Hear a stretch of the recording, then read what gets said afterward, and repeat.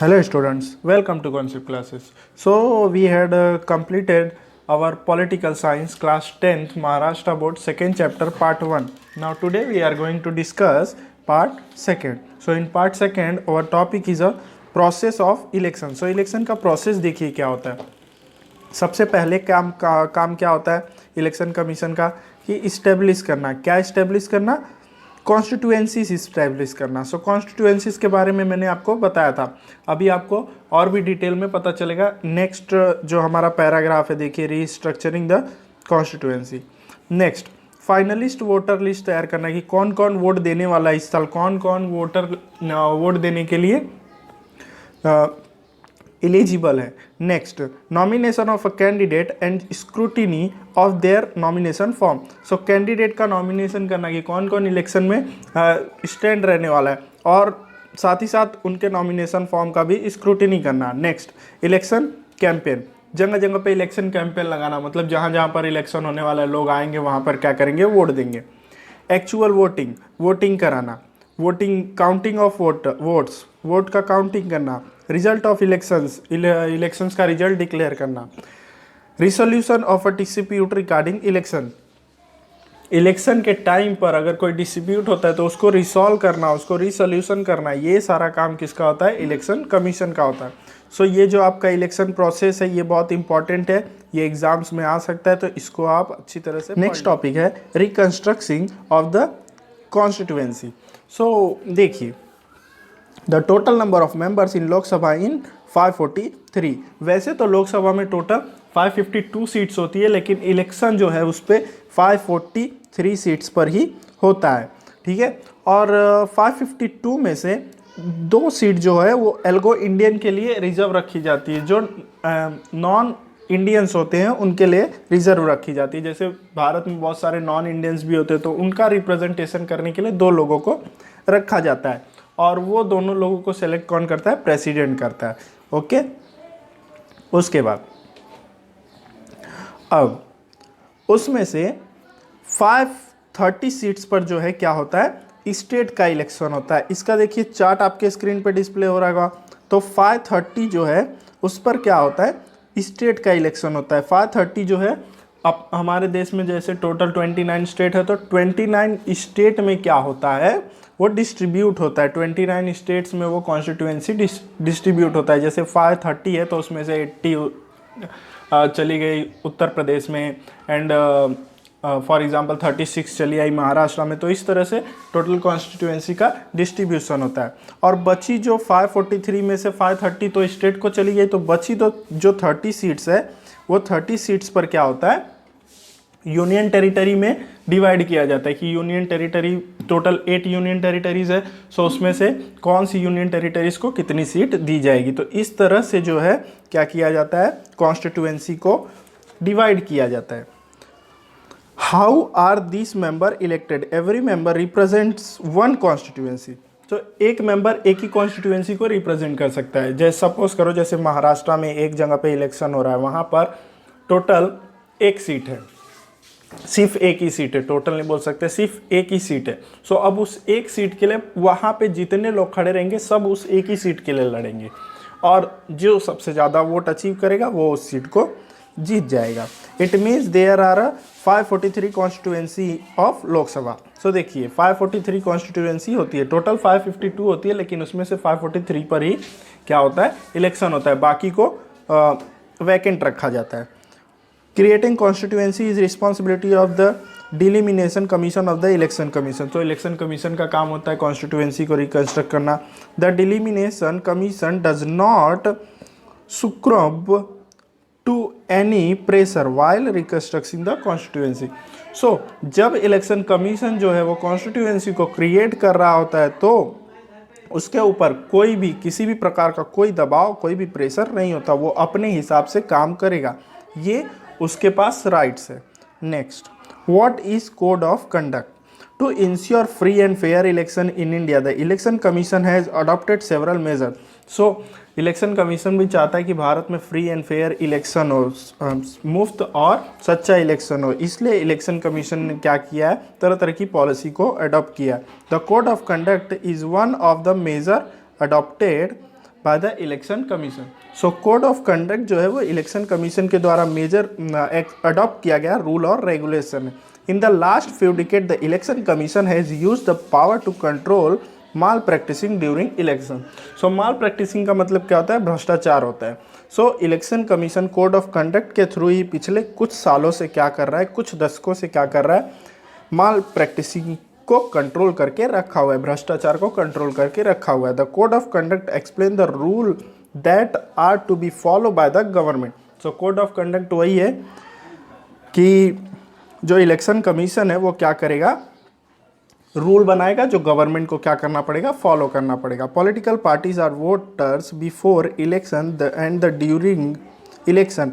Even the government cannot violence this rule due to strict observance of the code of conduct in the last few elections the common voters have become confident। so इसने election commission ने जो भी rule और regulation बनाया उसका पूरी तरह से फॉलो करना पड़ेगा गवर्नमेंट को, कोई भी वायलेशन नहीं कर सकता, और अगर वायलेशन करेगा तो उसके खिलाफ स्ट्रिक्ट एक्शन लिया जाएगा। किसके द्वारा? इलेक्शन कमीशन के द्वारा, क्योंकि जब इलेक्शन होता है तो इलेक्शन कमीशन क्या होता है, पावरफुल होता है। और ये सब होने की वजह से जो वोटर्स है वो क्या हुए, ज़्यादा कॉन्फिडेंस में आ गए हैं। Okay, next, challenges in conducting free and fair election. So free और फेयर इलेक्शन कराना एक तरह से क्या चैलेंज था इलेक्शन कमीशन के सामने, वो देखते हैं। If we take into account the size of our country and the number of voters conducted election become a truly challenging task। so सही बात है, हमारे भारत देश में इलेक्शन कराना एक बहुत बड़ा चैलेंज है, क्योंकि हमारे भारत देश की पॉपुलेशन 131 करोड़ है, उसमें इलेक्शन कराना एक बहुत बड़ा चैलेंजिंग टास्क है। The election commission has to work in accordance with the law while dealing with these challenges. इलेक्शन कमीशन सारे लॉ, सारे रूल्स को फॉलो करके इस चैलेंज के साथ डील करता है। Some of challenges are mention below. कुछ चैलेंजेस है इलेक्शन कमीशन के सामने जो यहाँ पर दिया हुआ है। देखो, पहला चैलेंज क्या है?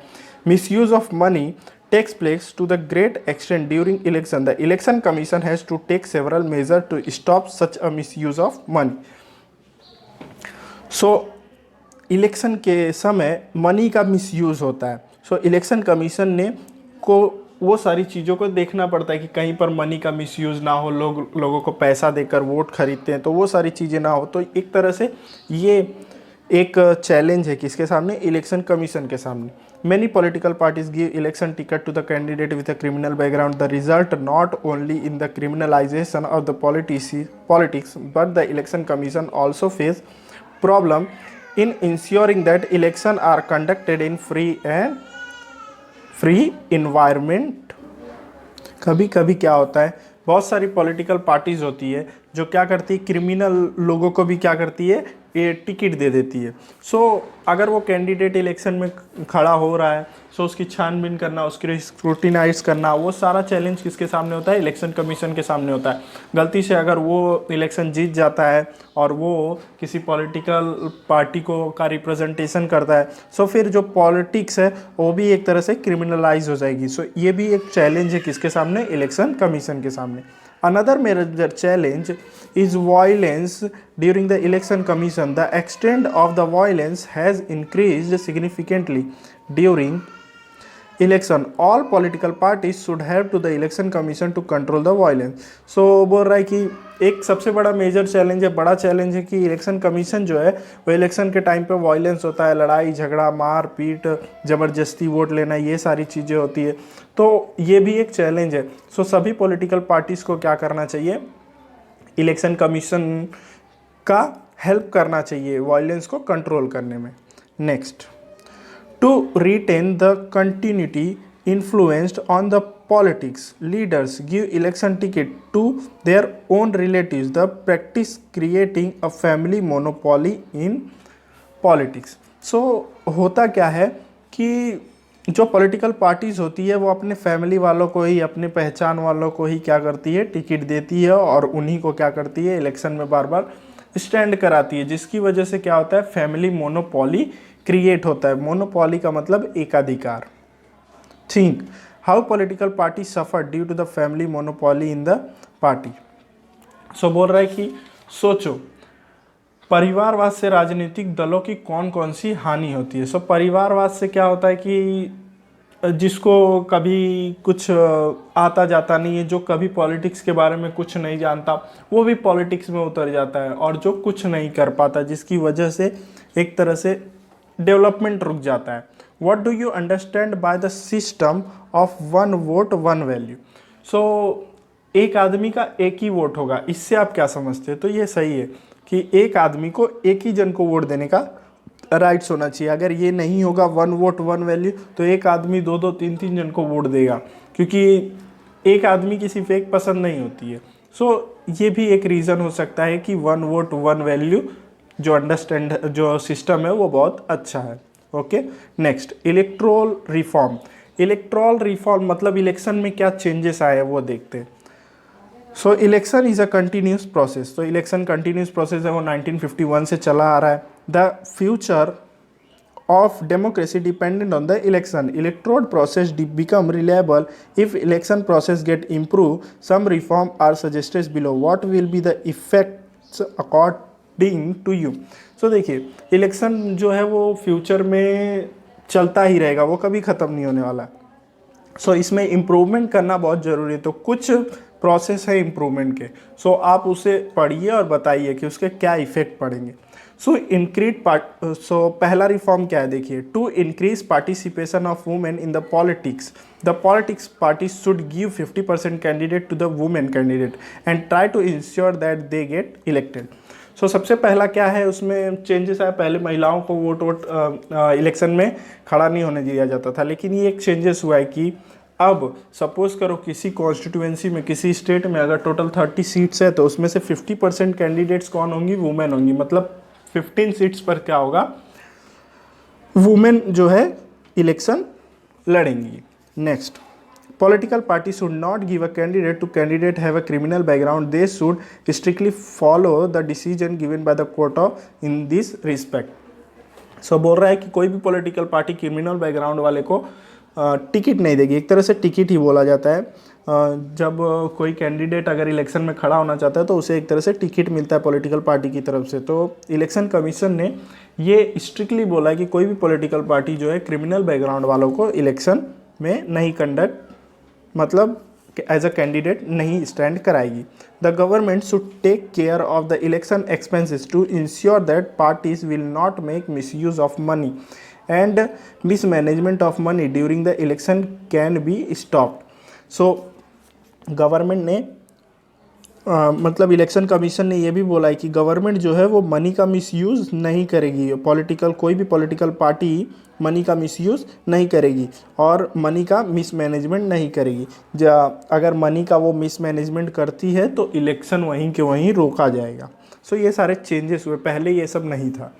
Representation of the People Act should be amended so that the candidate have criminal background should not be able to participate in election. So बोल रहा है कि ऐसा कैंडिडेट जो क्रिमिनल बैकग्राउंड का होगा वो कैंडिडेट इलेक्शन में पार्टिसिपेट नहीं कर सकता। Next, journey from ballot box to EVM machine. So देखिए, पहले बैलेट बॉक्स होता था, पहले पेपर के ऊपर इलेक्शन होता था, बैलेट पेपर के ऊपर सब लोग पेपर में जितने लोग इलेक्शन में खड़े होते थे उनका चुनाव चिन्ह होता था और उनका नाम होता था। देखिए आपके स्क्रीन पे डिस्प्ले हो रहा होगा चुनाव चिन्ह और नाम वाला बैलेट पेपर। तो पहले इस पे इलेक्शन होता था और बॉक्स में सब कुछ डाला जाता था, बाद में गिनती की जाती थी। लेकिन वो भी क्या हुआ, अभी चेंज हो गया, अभी वो किस में आ गया? ईवीएम मशीन में आ गया। तो देखिए ये ईवीएम मशीन है, ये बैलेट बॉक्स है, इसी में वो पेपर डाला जाता था। सो देखिए, the first election in independence India was held in 1951-52।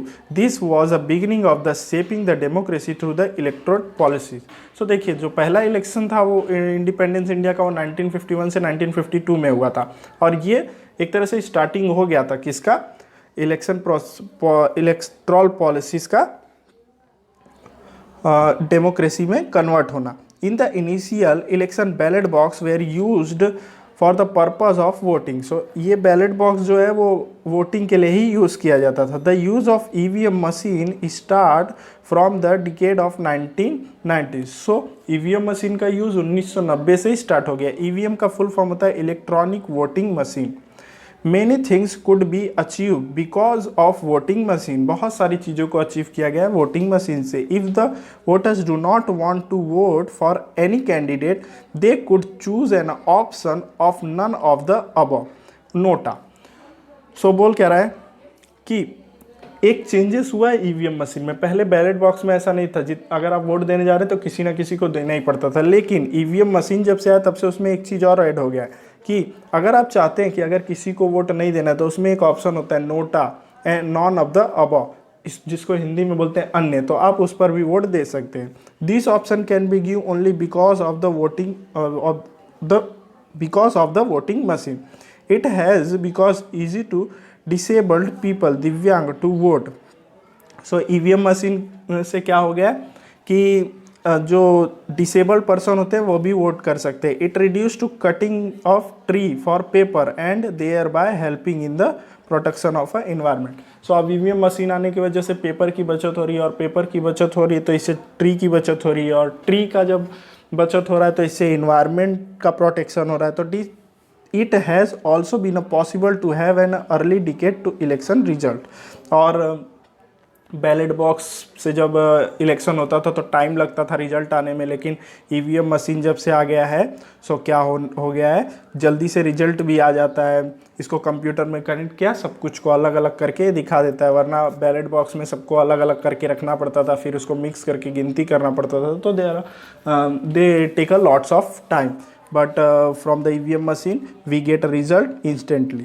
Now next, please understand general election.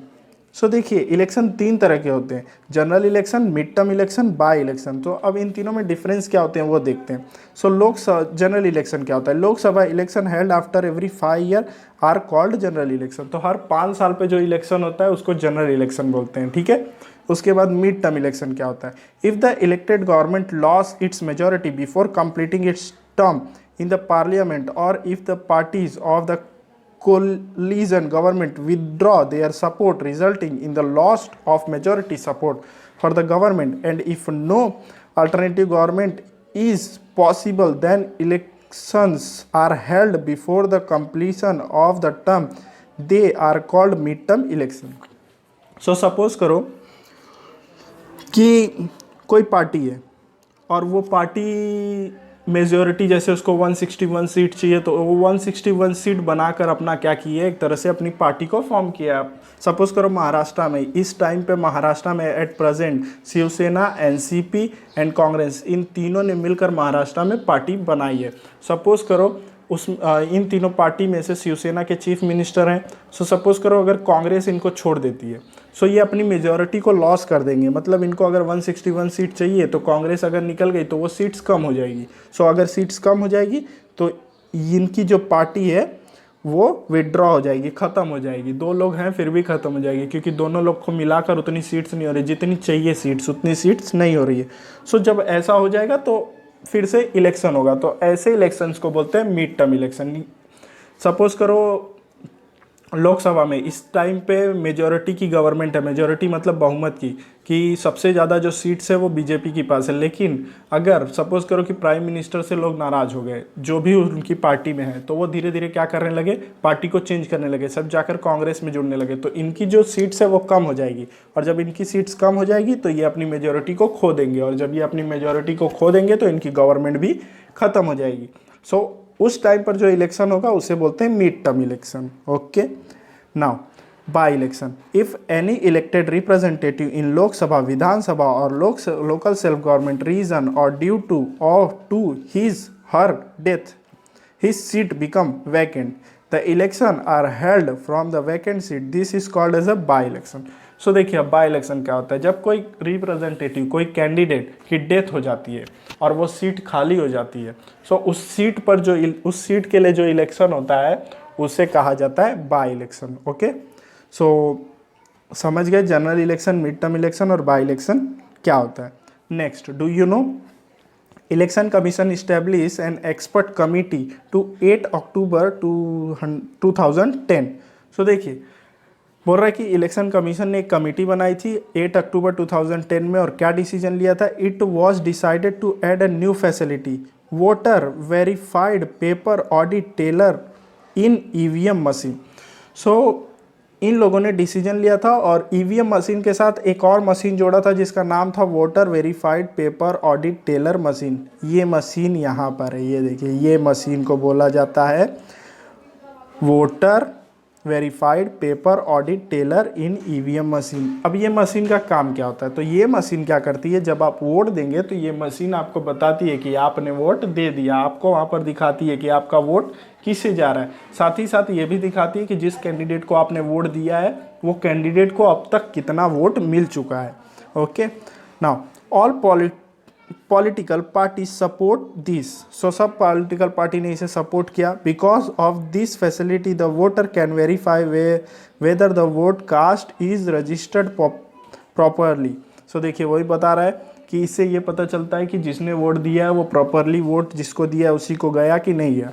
The purpose of this important step is to stop malpractising in election. और इसका मेन पर्पस था कि भ्रष्टाचार, माल practising का मतलब होता है भ्रष्टाचार को रोकना, स्टॉप करना। Okay, next in this chapter we will study the electoral process from various angle.